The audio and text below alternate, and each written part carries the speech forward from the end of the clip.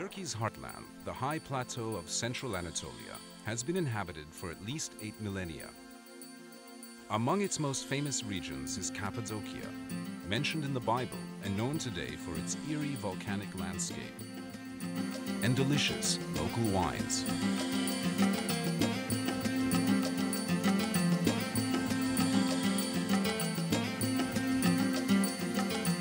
When Mount Erciyes, near Kayseri, was an active volcano, it spewed tons of lava and volcanic ash over the region.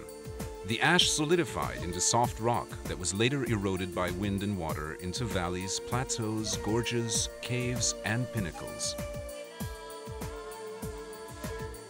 Early Christians settled in Cappadocia to practice their religion in peace. St. Paul visited here, and many monks and hermits sought the solitude of its lonely valleys filled with caves.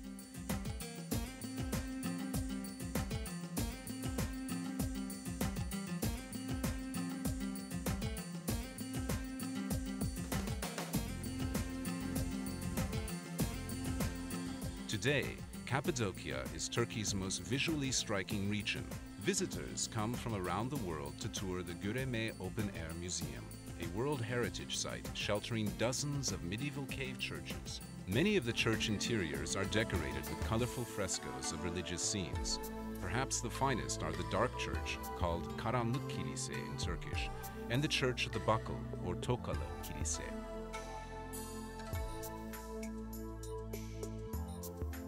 Not far from Göreme is Zelve, another open-air museum. Three steep valleys come together to form this historic area, which is also filled with ancient cave churches and dwellings. The Zelve valleys were actually inhabited until the 1950s. By that time, erosion had threatened the structural integrity of many caves, and there was a risk of collapse, so the inhabitants were resettled nearby.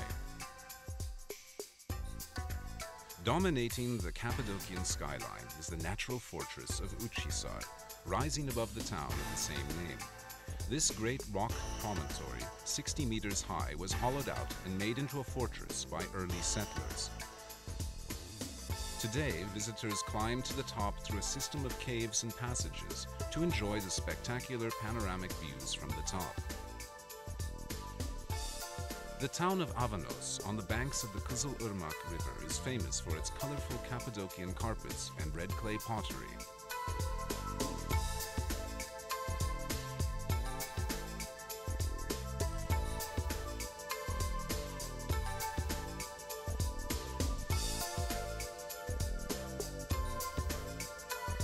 Among the strangest sights in this unusual region are the underground cities, vast labyrinths of tunnels, caves, and passages reaching 7 and 8 stories into the earth.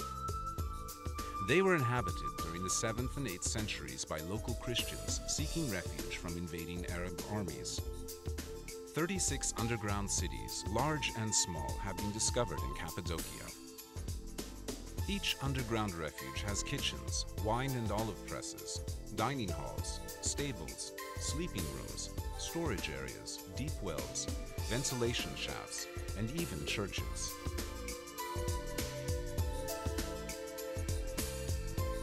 The entire complex could be closed off to enemies by rolling huge stone wheel doors across the entrance tunnels.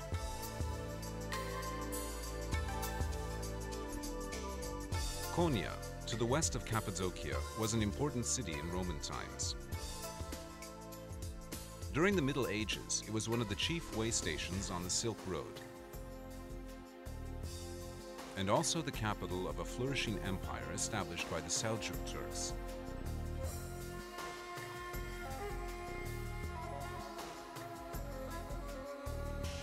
At the height of the Seljuk power of the 13th century, Konya was home to Mevlana Celaleddin Rumi, one of the world's greatest mystic poets and philosophers.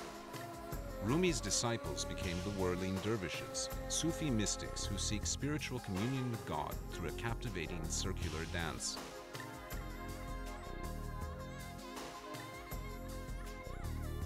A common sight in Cappadocia are the caravanserais, great fortified structures built to encourage commerce along the Silk Road. Wealthy Seljuk Turkish benefactors, both men and women, provided funds to build them. They also provided daily food for caravaneers, fodder for the animals, mosques for worship, baths, and medical and veterinary care. Caravanserais were built about 20 kilometers apart, a day's travel by camel caravan. Over 100 of these fine buildings can still be seen in Turkey, many of them in Cappadocia.